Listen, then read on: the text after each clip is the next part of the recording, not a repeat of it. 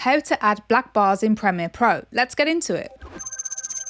With your project open, create a new adjustment layer by clicking on New Adjustment Layer.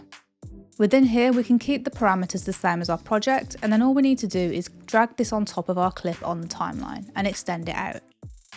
We then need to select the adjustment layer and come up to Effect Controls, and within here we have the crop parameters. The two settings we need to pay attention to are crop top and crop bottom. What I'm going to do is come into crop top and configure this to what I want it to be. Let's say, for example, if I want to go for something like this. I need to remember this number, so here we have 10.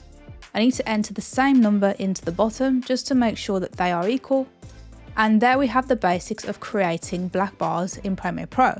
Now you can animate black bars into your video to give it a more cinematic look. We can do this by going to the area in which we want the bars to be animated in by. I'm going to choose 20 frames.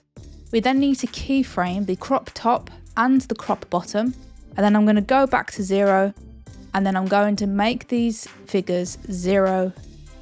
And then if we play this video back, we have the animated black bars in our video. And that's all there is to it.